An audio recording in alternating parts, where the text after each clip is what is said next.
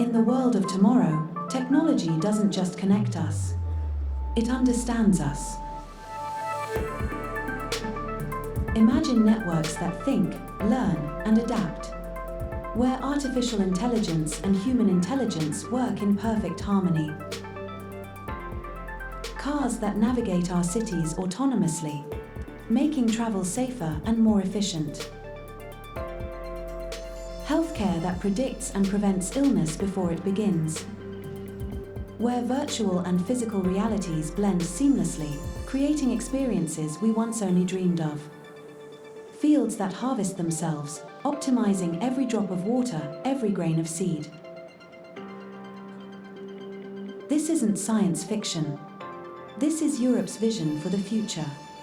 A future where technology serves humanity, where innovation meets responsibility, where progress walks hand in hand with sustainability. But this future needs a foundation.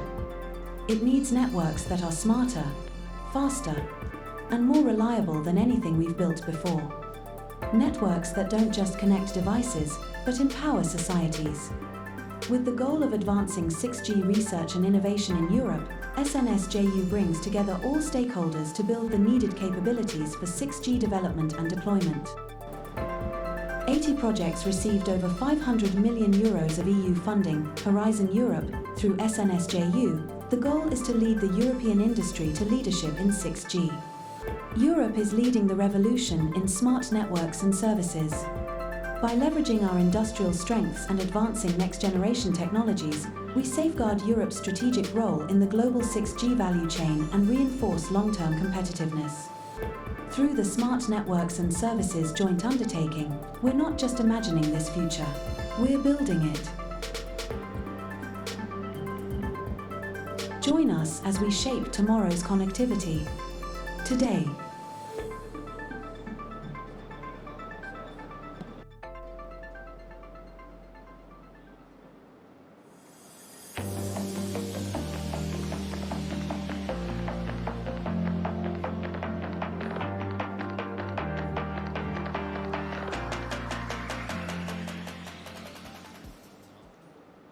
Good morning, ladies and gentlemen. Welcome to the very first session of Mobile World Congress 2025.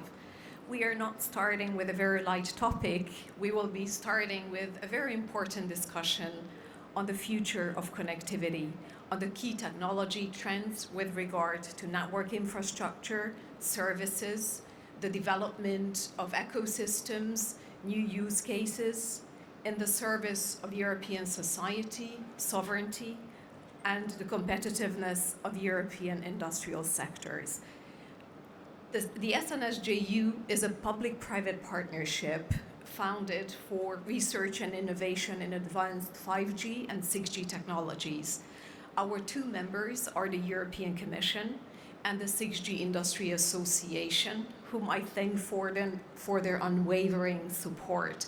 It is my great pleasure to invite the two members as the keynote speakers starting this session, which will be followed by two panels. The first one exploring the future of connectivity, the second one exploring use cases, how connectivity is used in practice by the industrial sectors.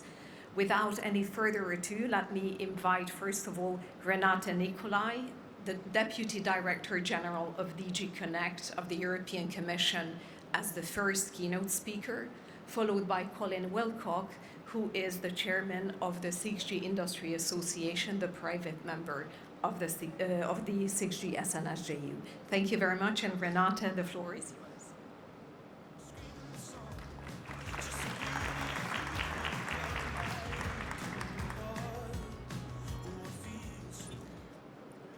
Thank you, Elizabeth, and good morning, ladies and gentlemen. It's a great pleasure for me to welcome you all at this MWC25 session organized by our Smart Networks and Services Joint Undertaking. We are at quite an important juncture of the digital revolution.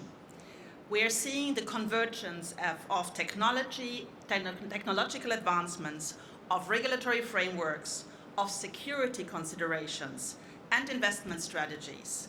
and they will determine altogether the path to a more connected, more competitive, and more resilient Europe. We are also living in a rather challenging geopolitical context.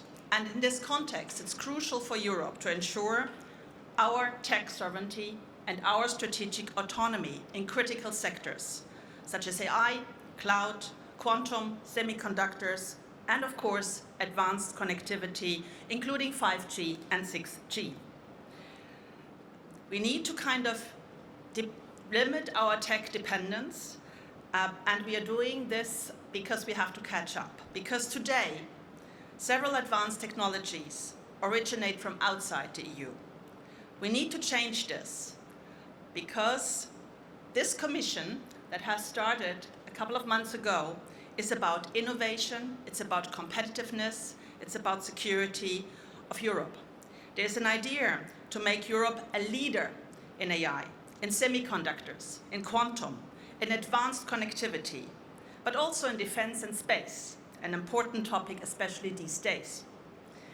This is important because these tech sectors are key engines of growth in themselves, but as we saw, they are also stimulating other areas, whether it's medicine, whether it's agriculture, whether it's mobility. Of course, we want to use public funding in this context in strategic areas such as AI, semiconductors, quantum, high-performance computing, digital networks, and cybersecurity. And it's about both. It's about bringing the best researchers together for innovation efforts, but it's also equally important to move into the deployment of EU-supported digital infrastructures and ecosystems to boost the productivity of our economy. So research has to move into application. That's an important trend and an important direction of travel for the future. But it's very clear that public funding will never be enough. We also need to encourage and de-risk private sector investment in critical sectors. We need to open the space for, the important venture capital structures in Europe to really invest in European, ecosystems, so that startups can access the funding, can start their work in Europe, and can scale up in Europe. And I just want to make a side remark to another important kind of idea that is developing in this new commission, and that's the idea of creating a specific, lighter regulatory framework for startups, the so-called 28th regime, to give it a better chance to actually start working in the European Union and scale up. All this is reflected in the Commission work program of 2025 that we just adopted in the Commission, that captures this kind of vision of the Commission's mandate to move towards competitiveness, towards innovation, towards security, strengthening also our democracy, but also simplifying a lot our regulatory framework. On connectivity, we will kind of come into display with both a regulatory response and an industrial policy response. For instance, on the regulatory response, the Digital Networks Act that we are working on, that we will roll out by the end of this year, will adapt the regulatory framework to today's needs, especially when we look ahead at 6G and advanced networks. The themes around the Digital Networks Act will be about simplification, agility, single market. It's really time to look critically at what is a 30 years old regulatory framework to make it fit for today's world. On the industrial side, we will work towards making Europe the AI continent, which is the vision of our Executive Vice President, Henna Virkkunen, who will be at the conference here today as well. For that, we will roll out AI factories, which will give startups the possibility to enjoy the supercomputers capacity that we have in Europe so that they can actually train their models there. And we will later in the year develop that further in the Apply AI strategy so that there is an AI take-up in certain critical sectors in the industry. So for instance, medicine, for instance, machinery, for instance, mobility or agriculture. We also need to be less dependent on non-EU cloud providers. There's an issue of tech sovereignty and digital sovereignty that we need to tackle. And we also need to enhance further our computing capacity to really deal with the connectivity needs of the future. So we really need to work on connecting the data centers, the edge nodes, and the cloud services. The idea is to have a proper telco edge cloud ecosystem that we need to work on. And that will be very much captured by the EU Cloud and AI Development Act, which is the industrial kind of response to this vision. And that will be mobilizing public and private money to enable key ecosystems and technical capacity that leadership in AI development requires. And this is so important for the 6G revolution that we are going to see. This will be very much inspired by the CHIPS Act that we rolled out in the last mandate, and that was an industrial response to a supply chain need. It will be a real opportunity for infrastructure providers, including connectivity providers, to help overcome some of the key barriers that inhibit today infrastructure deployment.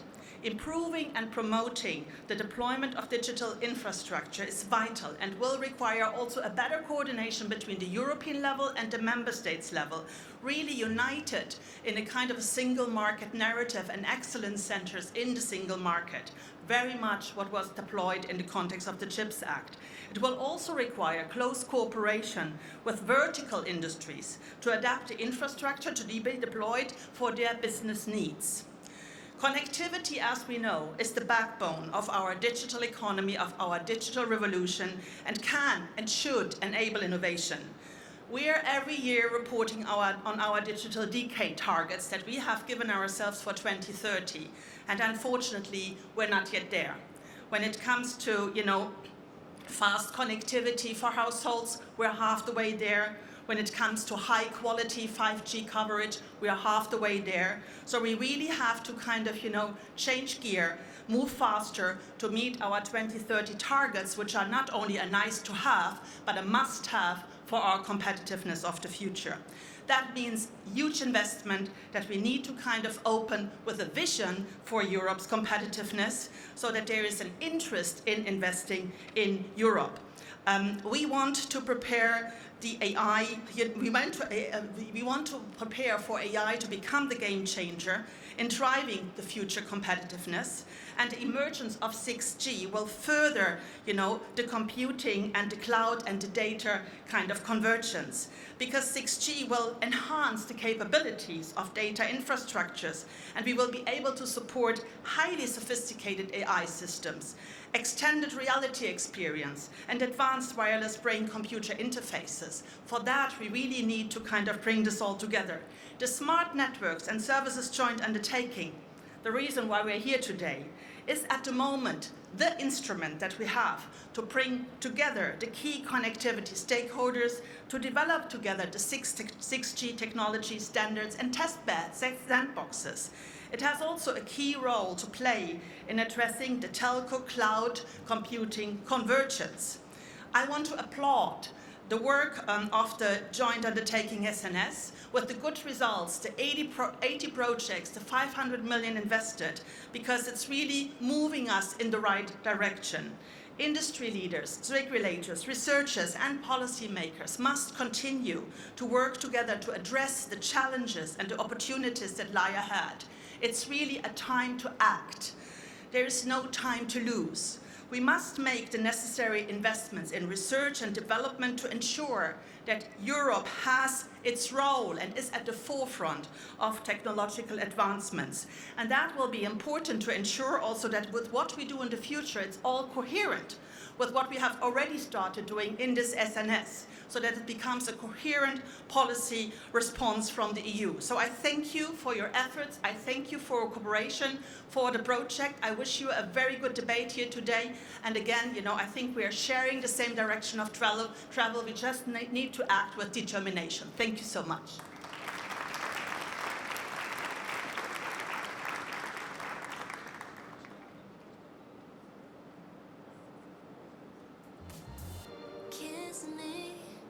Under the Paris twilight, kiss me out on the moonlit floor.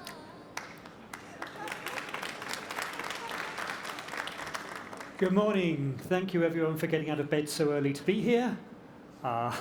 9 o'clock on Monday morning, the optimal time, obviously, to have any event.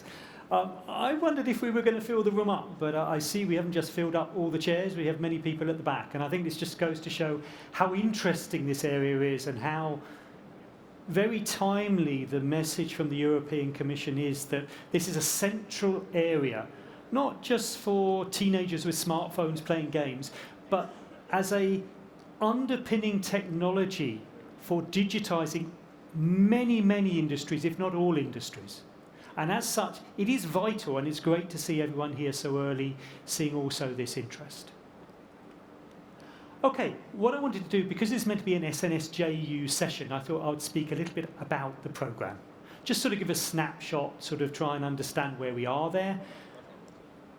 So maybe I can start by talking about who I am or where I'm coming from. So I'm coming from the 6G Industry Association, which has been mentioned, but there's been so many acronyms mentioned so quickly, I thought I'll just clarify what it is. So it's an industry association, and what we're trying to do is we're trying to create a European ecosystem of interested parties, not just for one project or one webinar or one white paper, but a long-term community of interested parties in Europe that can work together to make sure the 6G technology we develop fits their needs, does what they need. And within the association, we have not just the big players, the Ericssons and Nokias and Orange and Deutsche Telekom.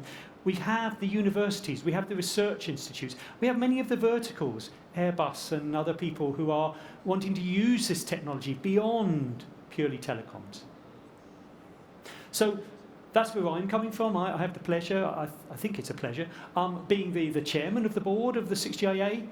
And for today, one of the key things is that we work together with the European Commission on this research programme, this SNS JU, this research programme that should be investing at least 1.8 billion euros in 6G research, trying to make sure Europe is leading in terms of ideas, in terms of research, and also leading into standardisation, which is the next phase starting now. So what are we trying to do with all this money, with all this research? We've heard what we're trying to achieve, but here are some of the key things that we're trying to actually focus on. So clearly, 6G development. And one has to remember when we started this programme 4 or 5 years ago, 6G was just a name. We have a habit of doing that in the telecoms industry. We first like to create the name, and then we'll decide what it means, which is a bit strange if you think about it. Anyway, we had the 6G name, and we wanted then to do a lot of the fundamental technology, develop the key building blocks for 6G. And that has certainly been part of the phase 1 of this research programme. But more than that, we wanted to build on the strength of Europe in this domain. So ICT is a wide area. We have all sorts of interesting things, from operating systems to smartphones to cloud to many, many areas that are within ICT. If you look at those areas where Europe has a strong role, where Europe has a chance to influence, to lead, unfortunately, there aren't very many today. But telecoms is one of those lighthouses, one of those areas where Europe really has the chance to influence and lead. And the key thing to do is at least keep that influence and preferably improve that. So even though we want a global standard, a single standard for 6G, Europe can play a critical role in developing the technologies and also ensuring that that 6G standard meets the requirements of Europe, but also the values of Europe. Now that's seems a bit strange. Values? What's values got to do with standardisation? Well, it's to do with like data privacy and things like this. If you haven't got the hooks in the standard, you won't be able to do that. And I think that's probably something everyone in the room understands. We do value in Europe that privacy, data security, all of these sort of things. We probably value that more in Europe than in many other places in the world, and that's why we need to make sure from our research in SNS JU that those ideas are in that future 6G standard. One of the other things coming out of the SNS JU, which I think leads to the story. Oh, I've got 51 seconds. I need to speed up. We've created a lot of white papers. So we've created a lot of visions in terms of various different things. But I think the key one is on 6G. So that European vision, we have developed that within the SNS JU. And this leads to all of these areas of technology. And these are then the underpinning for what we have been funding in the programme. Again, I'm afraid I don't have time to go through this, but you can see the slides afterwards, and there's lots of information on the web. And this is where we are with the SNS JU. So we have somewhere around 80 funded projects at the moment, 500 million, these numbers were given. Maybe just to pick out one of the other areas which are interesting. So we've had 33 participating countries. So in those projects, 33 participating countries. So it's broad. 500 unique entities, companies or institutes. And what's really important is 26% SME participation. Why do I pick on SME participation? Why is that important? Well, that's the hope for the future Facebook, the future LinkedIn. It's going to start with an SME. Now, large industry is vital. It's absolutely important. But if we really want to grow into the future, we also need to focus on those SMEs. Okay, I'm out of time. I felt a little bit uncomfortable with just the set of slides I've shown up till now. They're all about the SNS JU, and that's fine. But we also need something about why is 6G important? Why is it exciting? Why should we all be here talking about 6G? And I just wanted to give a set of critical use cases. So this is the consolidated set of European use case families. This has been created within the SNS JU, foremost with the HexaX2 flagship project, and it's trying to say, this is what we need 6G for. This is the exciting things that will become possible when we have 6G. So 6G is great. Let's all invest and make it happen. Okay, thank you very much for your time.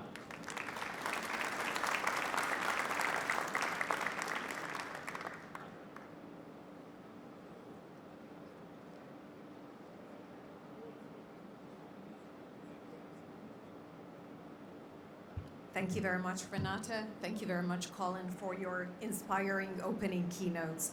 Now it is time to go a bit deeper into some of the topics that have been already mentioned, and that takes us to our very first panel.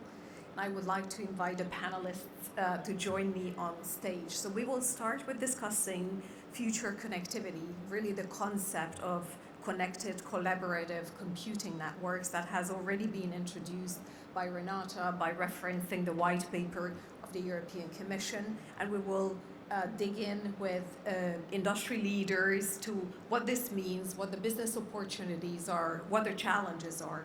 So without any further ado, I would like to invite, first of all, Claire Chauvin, who is Strategy, Architecture and Standardization Director at Orange, Peter Vetter, who is President of Nokia Bell Labs Core Research, right now, I think, celebrating their 100 years anniversary. Damien Lucas, who is the CEO of Scaleway. And last but not least, Magnus Fröhlich, who is Vice President and Head of Research at Ericsson. Please join me on stage.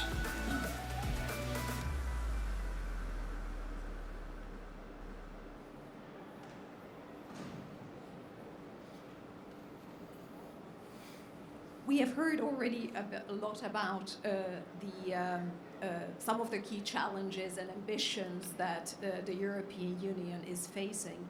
In order to achieve this brighter future, a connectivity sector and other industries that are competitive, that are sovereign, secure, resilient, and I can go on with the list, what do you really think that we should prioritize? What are the key priorities that Europe should focus on, given that this Commission wants to be more targeted, more focused, and simplify?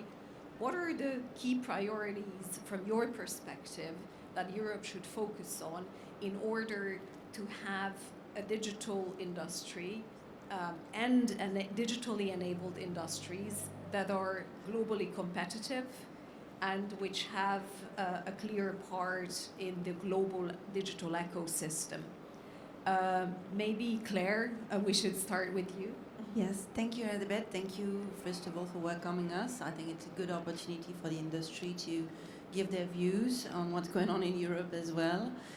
So first of all, maybe one of the key element, if we think in long term, is to have a strong research. I would start with this. I think it's really important. In Orange, we put quite a lot of effort on research, and I think this is really the key if we want to prepare the future, if we want to have a long-term view and get the right technologies. We know that technologies are evolving very, very fast. We can see it every day.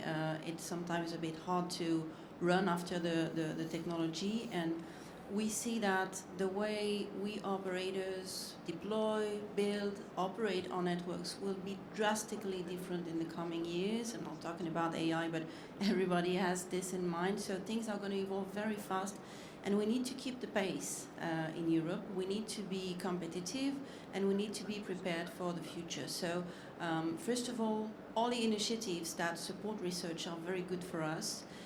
And especially if we think that we can do it collectively in Europe, collaborate, federate, and such funding projects are really key for us. But really I want to insist on the fact that we need to keep these projects, we need to continue investing in the future, and we really need to collaborate at the scale of Europe to do so.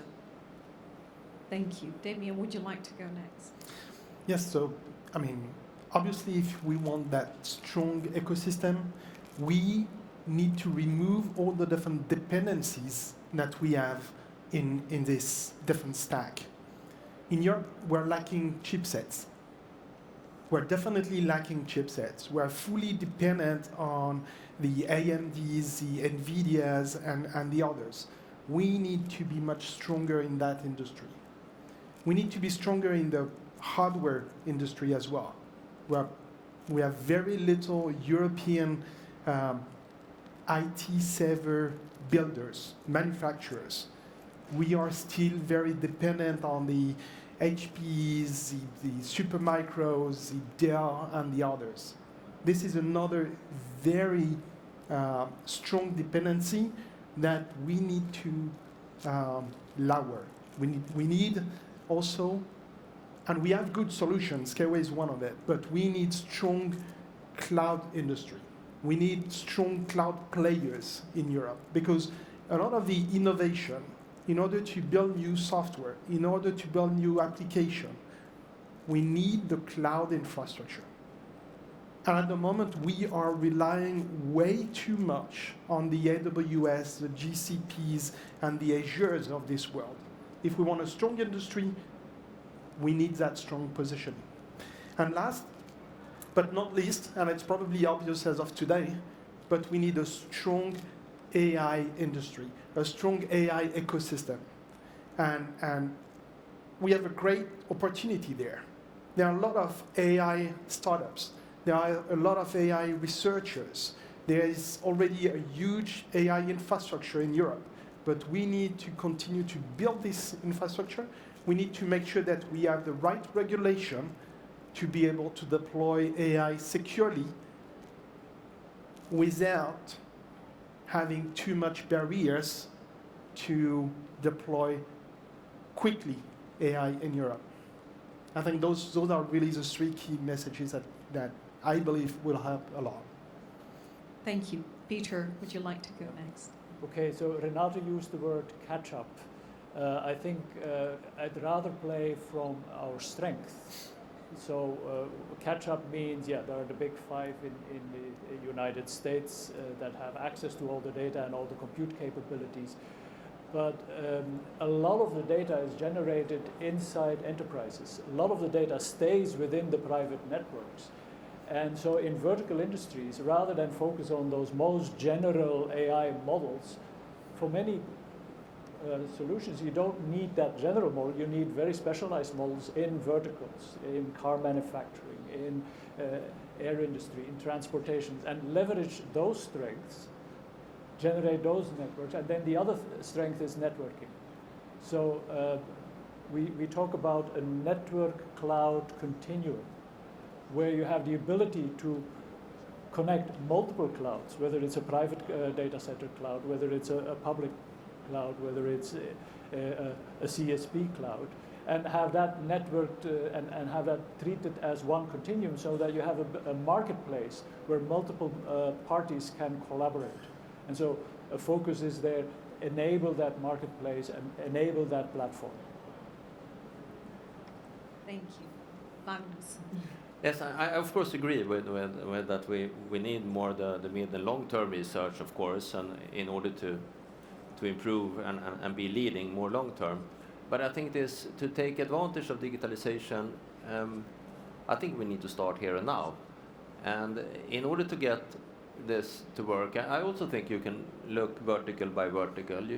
We have a lot of strength in Europe, and you can go from sort of the sensor data, moving that into the right place for the compute, and then sort of applying AI on that. Because I think you will have this exponential development if you will get the data, if you get this circle to work. Because if you get data in, you can improve on the data, etc. So I really would like to say that we are stop thinking of waiting for something. Now it's time to act in all of these different industries and societies. Thank you very much. Building further on the continuum and the 3C concept, maybe Claire, my first question directed to you is related really to the operator's perspective. Obviously, moving from a transmission-centric towards a computing-centric paradigm requires quite advanced architectures integrating AI, edge, cloud-native principles. What are the key changes that you would need as an operator to be able to invest in the innovation and the deployment of such 3C advanced networks, whether these are business requirements, regulatory requirements, you make your choice. Yes, indeed, we have lots of challenges to face, and we know that things are transforming very quickly, as I said earlier. Maybe one of the key priorities that we have today, and we're talking about AI again here, is to really optimize our network. So we are more in an, let's say, a perspective of making savings, right? Being more efficient in terms of operations, cloudifying our networks will also help us a lot with this.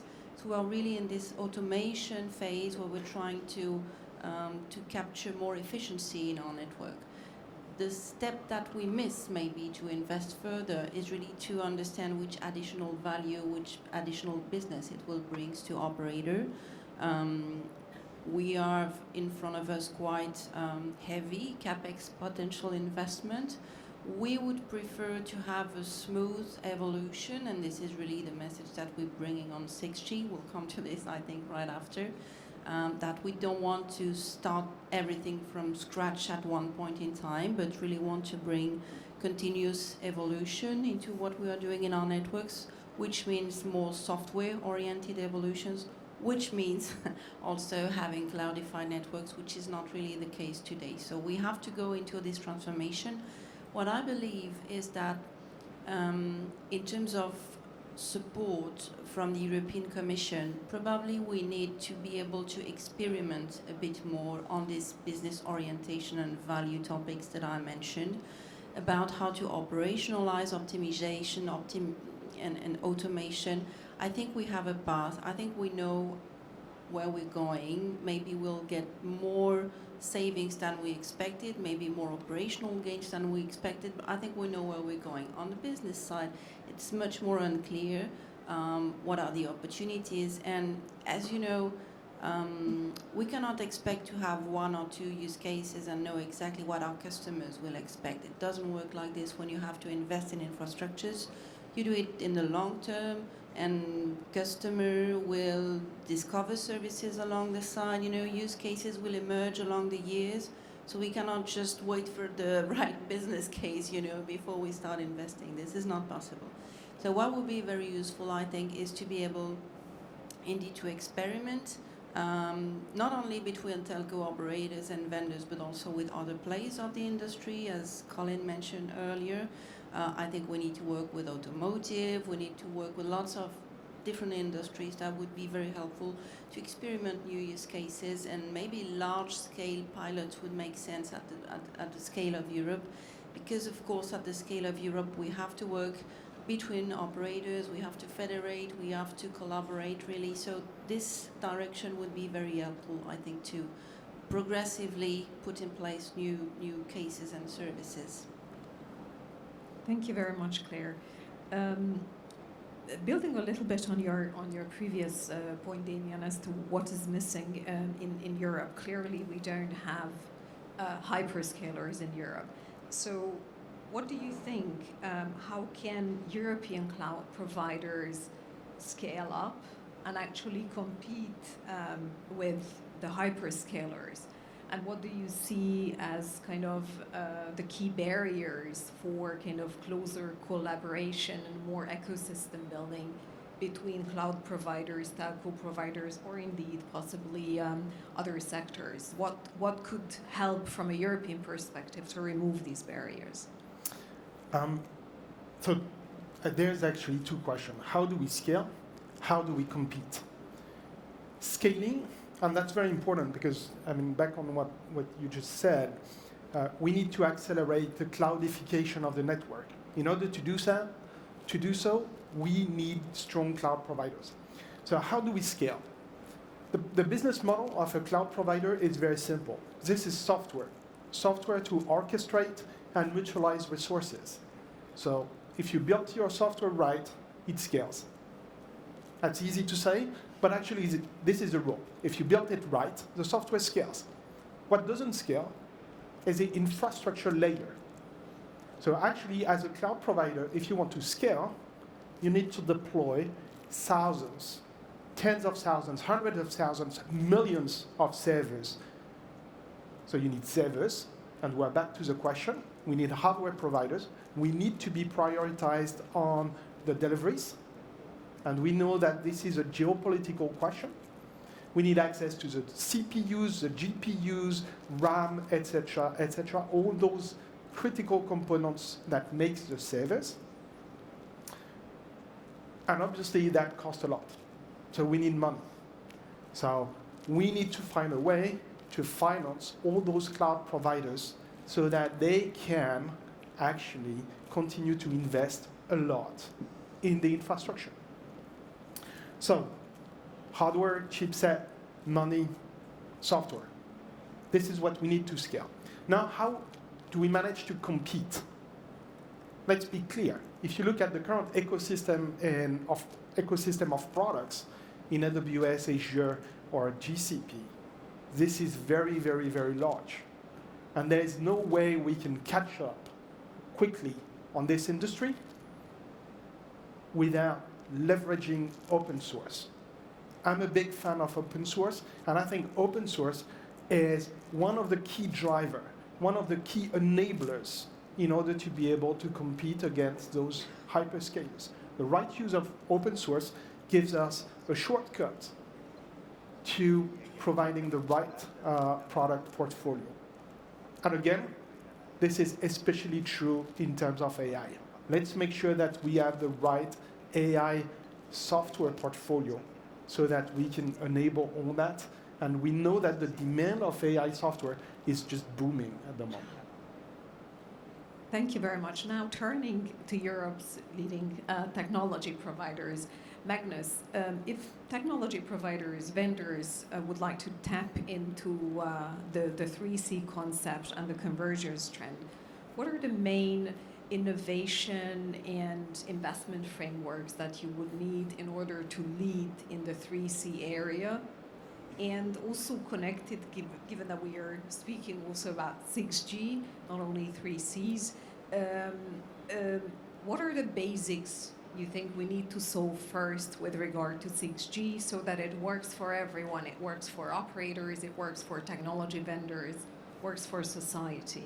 Small question. Yeah, yeah, but I think a lot of the things that needs to be addressed, we need to start work already now, when we have 5G advanced, and it will take until 2030 before we start to roll out 6G, and then it takes additional few years before you have significant coverage, right? So the solution really builds on what we can start to do now. And I think really we need to go from these networks to network platforms. So they should of course already have sort of parts of the compute in the platform. It should also have sort of trustworthiness and security aspects and AI in the platform. And then you should be able then to move your workload. So it can be on the device, it could be on the sort of network edge, or a little bit more central in a larger data center. So I think this sort of capabilities of this platform, and if you have this compute, you can also sort of work on the data, and you can enhance the data and have AI as a service in these platforms. But of course, this needs to be then made available and usable for developers, and then the APIs came as a solution on that.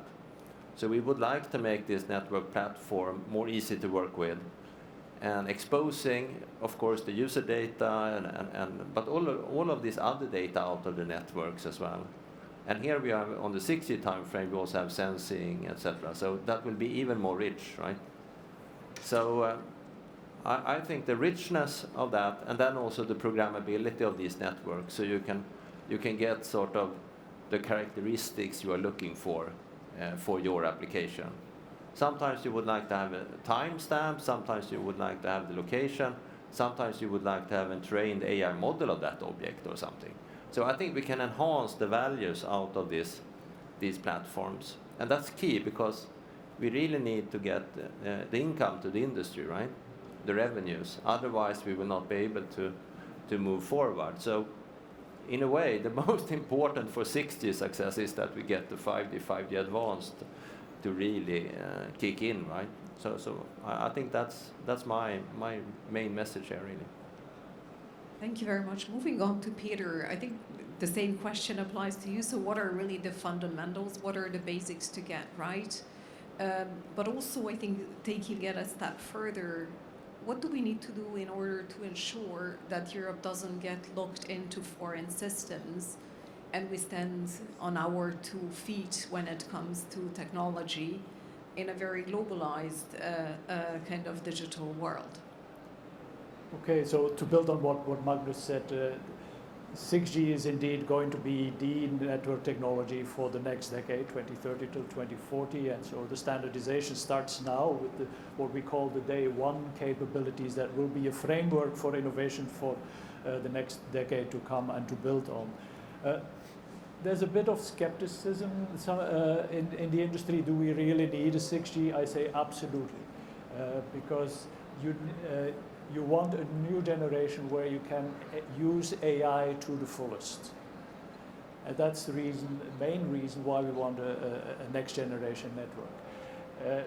And do that AI in a responsible way. Make sure that you have transparent decisions, that you have explainable decisions. When the network makes an automatic service, it generates new network functions, that it explains why and how it has done this. That is done in a fair way, that the data that feeds the AI model doesn't influence or bias the decisions that come out, that the decisions are reliable, that the AI is also privacy preserving, so that when you start exchanging AI models, that you cannot extract private information. And then last but not least, make the network also sustainable. And we talk a lot about the 6G and the future network cloud continuum as a platform, and that's important so that we can monetize the infrastructure, which is still a concern on 5G. How will I make more money with this? So enable that platform so that you can monetize the infrastructure. I use the word sustainability. Let's not forget that also the capacity will go up. We foresee that for the next generation, in the next decade, the wireless access capacity need will go up by a factor of 10. This has been true for the previous generation, will be true for the next generation. In the core network, also very important, the interconnect between the data center, the intra-data center network, we actually see that in some parts of the network, the capacity need is doubling every year. So say a factor of 100 in a decade. So also there you need disruptive innovations to keep up with that trend. And you cannot allow that the energy consumption goes up by a factor 10 or a factor of 100 that the cost goes up by a factor of 10 or a factor of 100, so that you have disruptive innovations so that the cost stays flat or even goes down, the energy consumption, so do that also in a sustainable way. And then your other question was, how can we as Europe stay ahead and not be dependent on the big five? I get back to some points that Damien also mentioned. Embrace the open source approach, embrace that network cloud continuum, that collaborative model where multiple cloud providers, private enterprise cloud, CSP clouds, public cloud, hyperscale cloud, can collaborate, and that every party in Europe, small and medium enterprises as well as larger, can benefit from that, and play on the strength, manufacturing, verticals, and develop from there. And then you stay in the game, and as DeepSeek has shown, if you stay in the game and you come up with something unique, the equation can change. Thank you very much. I am very conscious that we are having a very interesting discussion whilst we are running out of time. So maybe just one last question with 1 minute answers from each panelist, and I will try to make the question broad so that you can focus on the area that you really would like to address. In the Draghi and Letter reports, one of the key kind of challenge for Europe that has been identified actually for quite a long time is fragmentation. How can we address the current fragmentation that can withhold scale, that can actually withhold the competitiveness of European players versus very large hyperscalers, and also a bit connected to this, because we want to maintain kind of a strategic openness, and you did mention open source, both of you. How can we get the balance right in maintaining openness, but ensuring that we have kind of strategically important infrastructure in areas under European control, in European hands? So you were last, Peter, so maybe we'll start with you. Yeah. 1 minute, please. 1 minute. So the talking point that I still had, and it relates to openness and enabling competitive environment, is actually regulation. And there's different extremes in the world going on, and I think you need some regulation so that technology can be used safe and in a fair way for accessible to everyone. And I think regulation, you can use it to an advantage, a differentiator. If you have a transparent AI system, you can trust it. If you have regulations around copyright, you can value the human contribution, and you get quality in and hence quality out of your AI models. Our communications industry has shown that the regulation is actually an advantage for competitiveness. Claire. Yes, maybe if I have to say one word in 1 minute, I would say standards, actually, because we mentioned it briefly, but talked about 6G. We are preparing standards for 2030 and beyond. You know, we're not in a hurry to go with 6G, and you said it.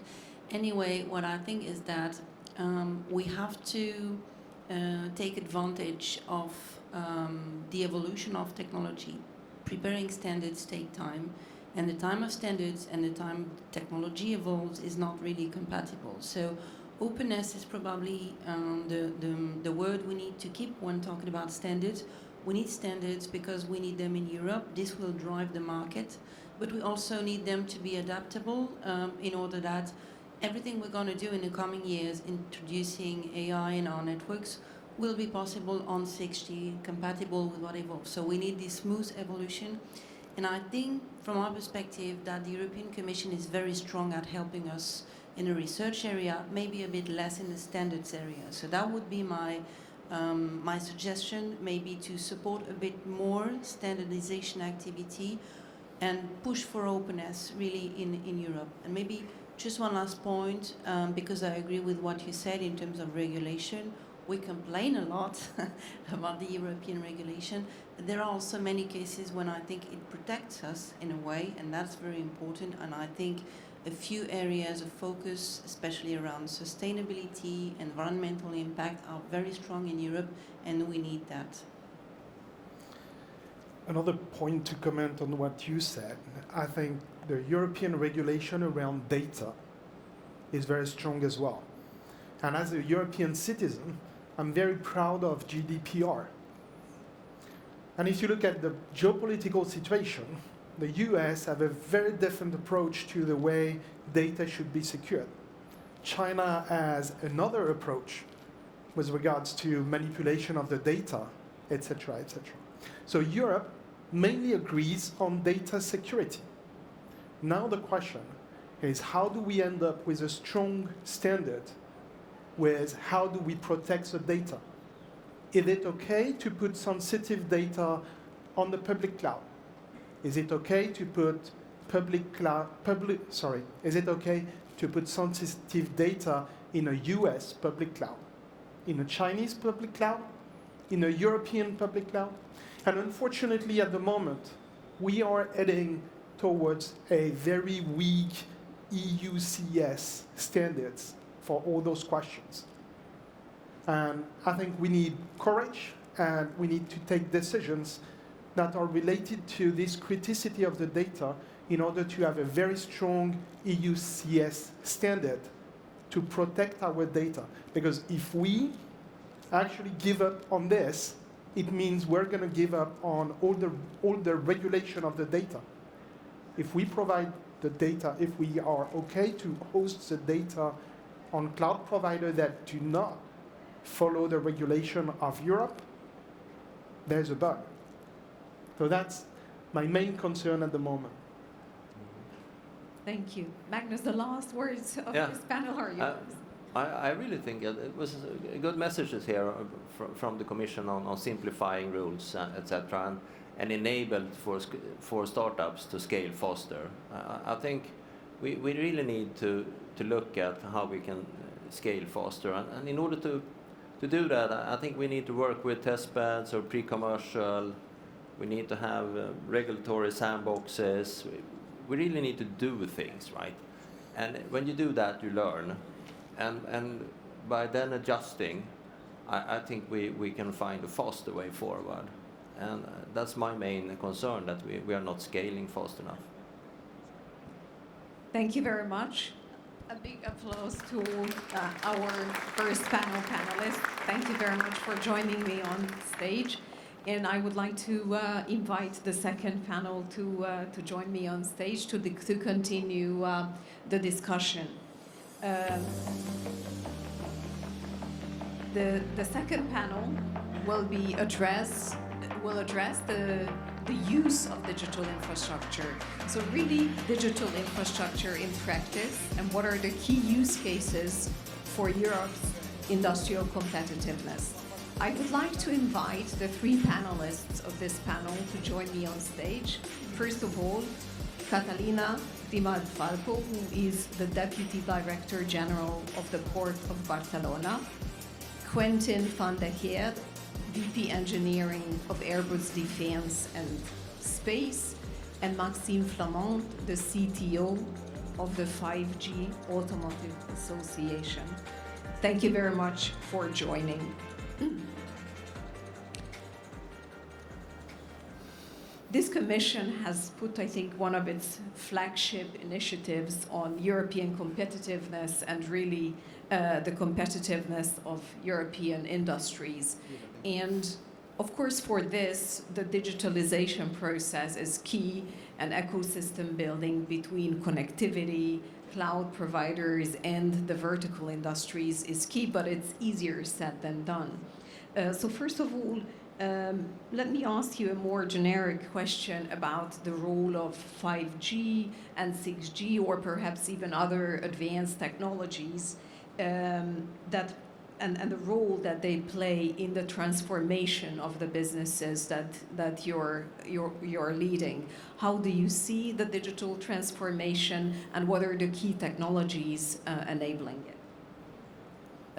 Maybe we can start with Catalina. Exactly. Okay. Okay, so thank you. As a representative of the Port Authority, I want to say that ports and logistics sector now are undergoing in a major digital transformation driven by IoT, AI, automation, and real-time data exchange. So as ports are vast areas and we need safety and security in all the territory, for us is very important because to have this connectivity, because you never know when an incident is going to happen in the port or in the sea. So you need this coverage, and this is very important. So exploring 5G led us to identify a lot of use cases that could improve not only safety and security, but also the efficiency of the port. Because real-time information now, it's not a need or a nice to have, it's a must to. So we need having a lot of real-time information of what's happening in our port in order to take appropriate decisions very, very, very quickly. And also we store all this data, not only to take these decisions, but also to make predictions on what's going to happen in the next days or in the next months. And I think we want to go further on this automation. It's not enough to have port connected. Having the port connected is very important, but as goods are going from one customer to another place, what we really need are digital corridors. We talk about rail corridors or logistic corridors, but we want to say that we need these digital logistic corridors. Thank you. Over to you. Yes, thank you. So Airbus, we'd probably be best known for our platforms, be they commercial aircraft, military aircraft, spacecraft, but we're also a provider of ICT, so end-to-end systems for our defense customers. And what we see is clearly a need.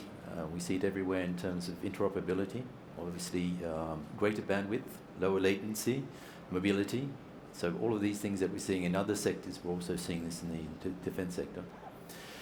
We also have a need for autonomy, sovereignty, obviously. We cannot expect our military users to have vendor lock-in applied to them. So we need to ensure that we have that sovereignty so that the geopolitical situation doesn't influence critical missions. So that is clear. So these technologies, I think they need to take into account those aspects as well for our defense users. So bringing AI to the edge for critical mission operations. Obviously, security is of paramount, as is safety. So we're looking clearly at quantum technologies in terms of post-quantum cryptography as well. We've done some experimentation with that. So a lot of these technologies are clearly needed for the aerospace and defense sector. And we also feel strongly that standardization is very, very important. Because, again, for vendor lock-in, we need to use standards to that benefit. Thank you. Maxime, from the automotive perspective. Thank you very much. So yes, I'm representing the 5G automotive associations. That means that, yeah, the automotive vertical in one way was one of the target of the whole 5G at its onset. So there was a lot of ambitions, high promises, and then also from the side of the automotive, a lot of expectations. And so this is why an association such as 5GA was created, and we also see that a lot of vehicles are already connected with, but not necessarily with 5G, but 4G, and there is a 5G as a continuation. However, what we should really make sure is that with respect to these ambitions and to these promises, we have to make sure that the 5G is not seen as just another bit pipe, and also 6G eventually. So we have to take all these gradual improvements in the standards and then feed them into the verticals, such as the automotive, making a coherent integration of the vehicle, the infrastructure, and the cloud, which should work and grow all together at the end of the day to deliver the final promises, then and eventually smarter traffics, automated mobility, and then also, of course, the road safety that everyone wants to enjoy. So, thanks. Thank you very much. Clearly, connectivity has a key role in enabling your businesses, but I would be also very curious to understand what the biggest challenges are that you're facing with regard to connectivity, digital infrastructure. How could Europe kind of foster that future technologies are developed to meet your business needs? And also, are there any gaps that you see in the technology development? We could start again maybe with Catalina. Okay, so of course I think that we all can agree that dealing with legacy systems as well as we are implementing these new technologies is it's a challenge for all companies, I think. For example, if we want make a big deployment of IoT, so with these legacy systems, it's impossible. No, we need these new systems. This is challenging for us to combine these big deployments with the systems that we have. But the big challenges for us are still cybersecurity and ubiquity. Cybersecurity, I don't have to say why. I think it's clear for everyone, but all companies, we have many problems, so we have to work a lot and to spend a lot of money to protect our assets or our digital infrastructure in order to be safe and secure. No? So this for us is a big challenge, and I think we can receive more help from the States or from the European Union. Like as normal citizens, we have someone defending us as the police, and they have this information. It doesn't happen in the cybersecurity world. So for us, this is a big challenge. And talking about ubiquity is another thing that happens. No, when we need a solution in a port, we say, okay, we need this solution everywhere, indoor, outdoor, in basements, in the air, in the sea, because if we use, for example, drones, the drones are going in the air, so we need this coverage in the air, in the sea, in the basements, and this is still very difficult to achieve with a high quality for us. Quentin, would you like to go next? So very much like Catalina is saying, so ubiquity, mobility, these sorts of things, and obviously one of the areas that we're particularly interested in is in convergence. I mean, we heard it this morning, convergence, but for us, convergence is also looking at terrestrial networks and non-terrestrial networks and beginning looking at how we can bring them together. Because we can't talk about convergence if we continually talk about them separately. So that's a key point for us. Obviously, as I mentioned, the vendor lock-in is another aspect with a big challenge for us to make sure that as we look across the full chain, how do we ensure that we avoid vendor lock-in for our customers? Again, standards play a role there. Bringing AI to the edge, a challenge. How do we bring the AI to the edge so we can really exploit it for mission-critical operations, where it really makes a difference? Obviously, security. So as I mentioned earlier, looking at the quantum technologies there, so how do we secure all of the communications, the critical communications? Another area that's specific perhaps to aerospace is PNT, so position, navigation and tracking. How do we ensure that data is secure? Because obviously it's absolutely paramount for airlines and obviously for military operations as well. Maxime, yeah. what are the biggest challenges of the autumn? Yeah, I understood that. perhaps, well, I have three, but perhaps one of the biggest one and overarching is the slow development or the different development life cycles of the different industries. And so automotive, as I said, was one of the vertical that was targeted by 5G, and then through the different releases of 3GPP, we just saw attacks to the vertical, the automotive vertical, saying, "Hey, you didn't implement that and that specific standard." Well, it takes time. It takes time for the automotive industry to adopt these standards. It took about 8 years for the automotive to adopt LTE or 4G LTE, so with a real trigger point around 2016. So we still have a couple of years. I would like to see it right now. Actually, we are seeing 5G vehicles being deployed today.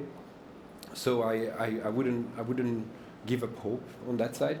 But why is that such a slow development life cycle? Is because, you know, cars move. it's by definition. So they will be on every road. They will be across all borders. And before you can really adopt these, or let's say adoption can only be done if you really have a comprehensive, consistent service across the whole geography. And this comes with 5G coverage. It was mentioned earlier. 5G quality of service, then the additional promises of 5G, latency, throughput, and guarantees, etc. The MEC services. So all these are coming, and we don't still have them at large in the whole EU ecosystem, so that the automotive can embrace it. So that's the first point, is really the adoption that needs the consistent services. The second is the fragmentation of a lot of data services, especially from the, I'm taking the specific example of automotive, is the traffic services from the road, the different road operators around Europe. You know, there are tens of thousands of data streams that are coming from different authorities, and so we did not still find a way to really harmonize and feed this into the system, so that an experience that you have in Berlin for traffic light information is going to be the same than the traffic light information that you're going to get in Paris. And perhaps the last one that was mentioned earlier was by Catalina, was about cybersecurity, and I would like to extend that to data security also. So the cybersecurity is really the trust in that the data has not been breached. So that's one thing, and quantum computing is also even putting another level of concerns in terms of in terms of challenges in the industry in the medium term. But the other one, this data security, is about trust in the data that is provided by third parties. It's perhaps a bit beyond, you know, what 4G, 6G, 5G are providing. It's just, and there we are really touching a gap. Number one is, you know, the trust in the data to the point that it can then be integrated in the automated vehicles, and that it can be trusted to make automated functions. And we are not there. And at the moment, I have the impression that we are just at the best effort, you know, just bringing, here is the data, do whatever you want with it. No, we should do more than best effort. We should be guaranteeing the data and then providing it with a level of service that is needed for automation. And I'll stop here for that question. Thanks. Thank you very much. I think you have articulated very well the challenges that you're facing. So my last question to the panel is really, what are the specific actions that Europe could take, or indeed industry could take, in order to best address these challenges? Is there anything that we could do with EU funding, specific projects, also for ecosystem building? So what are the key actions that you would recommend, that you would like Europe to take to address your challenges and really unlock and unleash kind of the European innovation power, so that European industries or indeed remaining world leaders and compete on the global stage? Do you want me to answer again? Yes. Okay, so I think we have found in our project with two main challenges. One we can say operational and other strategic, but both should be addressed. For example, in the operational side, one of the problems is the scarcity of equipment. We didn't find a standalone prepared routers for our 5G network when we needed it. No? So we need this kind of solutions to produce the things that we need here in Europe without depending on third-party providers, and with these geopolitical problems that we are now addressing, is very important for us to find what we need to deploy our networks. And the same happens with the engineers. No? We need engineers that know, have the knowledge of how to configure these new solutions. It was a challenge for us to find people capacitated to solve the problems that we found in our deployment during last year, for example. No? This is an operational need, but on the strategic part, we see that not only European Union can help, but infrastructures like us also can help to solve these problems, because we can set a space in our port that is very big to the industry in order that they can have a small sandbox, or small, not so small, as a sandbox, but with real operations in our port in order to test the technologies, have the knowledge, and also learn quickly to use this technology. So this is our view. Thank you. Quentin. So I think it starts by focusing on the use cases. I mean, we heard this morning we give an aim 6G, but what is it for?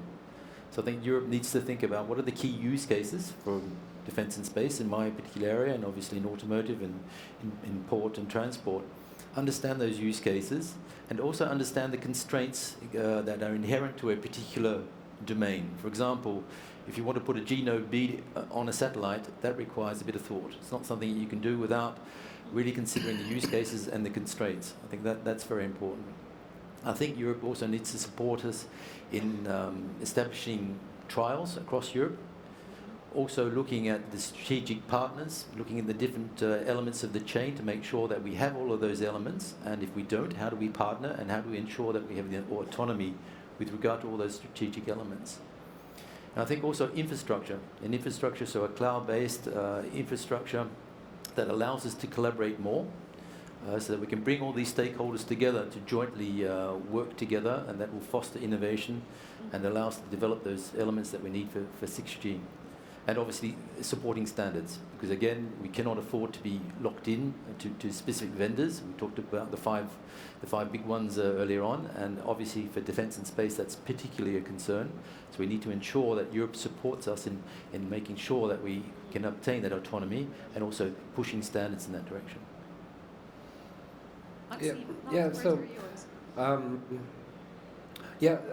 So together with the SNS, we have been working with and the Commission, we have been working on a strategic deployment agenda for the 5G corridors. And so really something that we would really like to see action, coordinated European strategy on 5G corridors and of course in general on 5G mobility services. And I can illustrate this a little bit on, so one of the technologies make mobile edge computing or multi-access edge computing. And if we look today at the situation in Europe with the different mobile network operators offering full MEC solutions for automotive, we are still very far from a pan-European solution. And in here, I think we are, the perfect is the enemy of the good here. So we do not necessarily need of very good, perfect MEC availability, whereas we would like to have, a pan-European availability of good MEC services across all the borders, over all the roads, and that would really make the difference between having these tests for the test beds you mentioned earlier, towards then really full-scale deployment and adoption of the full industry in these kind of technology and promises. So I'll stop here. Thanks. Thank you very much. A big applause to our panelists.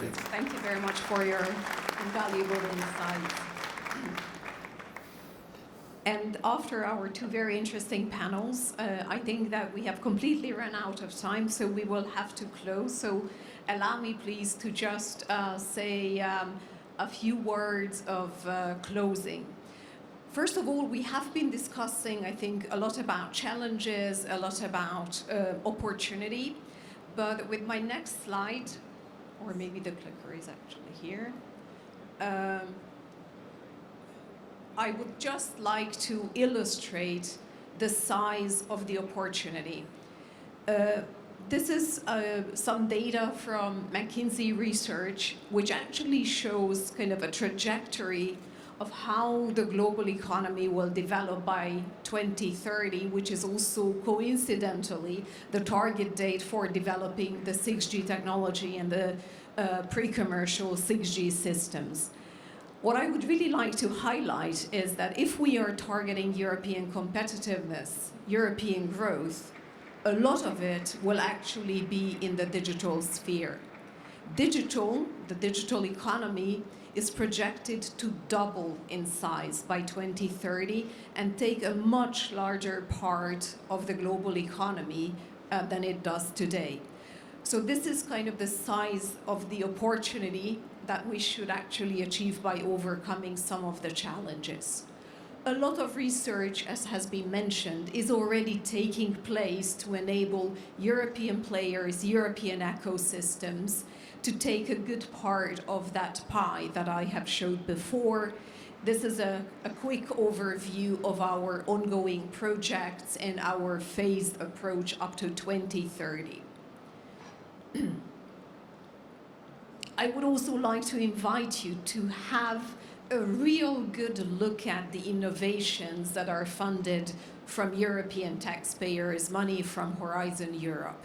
We have more than 30 SNS projects present at Mobile World Congress 25, and this is a view that you can, a little map that you can actually follow to visit them. Hexa X2 is the flagship initiative, the flagship project of the SNS program. Please go and visit as many of the projects as you can do in these several halls that you can see on our map, and which you can also visit on our website if you actually scan the QR code. I would also just like to close by just kind of recalling some of the key takeaways from our distinguished panelists and keynote speakers. First of all, I heard that there is continued need for European-funded research, a strong research program for Europe with a pan-European scope that actually helps overcome the fragmentation, that helps create the ecosystem. So I think that that is already kind of projecting as to what the future of innovation in Europe could look like. My second takeaway is actually that we need a holistic approach, a more end-to-end approach. And the holistic approach brings a lot of complexity because we have to look at AI, not only AI for networks, but also networks for AI. We need to figure out what the European kind of cloud environment could look like. How could we really help solve the problems Damien has mentioned in order for European cloud players to scale, but also to compete on the global stage? But also we need this end-to-end approach to connect research and innovation, ultimately leading to business opportunities and societal impact. And I heard very clearly standardization as a key milestone in that kind of end-to-end approach. I heard policies and regulation. I heard ecosystem building, strong focus on use cases. And very importantly, of course, for business leaders, the business opportunity, developing the business case is also important, not only the use case in itself. And for that, I also heard large-scale trials, large-scale pilots to actually bring these non-obvious players together. So I think that we have our homework given to us to figure out how we actually manage these challenges and these requests from our stakeholders present today. Thank you very much to our distinguished keynote speakers. Thank you very much to our wonderful panelists for their insights. And thank you very much to the audience who came here at 9 o'clock in the first day of Mobile World Congress. We still have a full room. I think this only shows how the future of connectivity, 6G, the 3C concept, will remain a very important topic, something that we will have to solve together in collaboration between the public and the private side.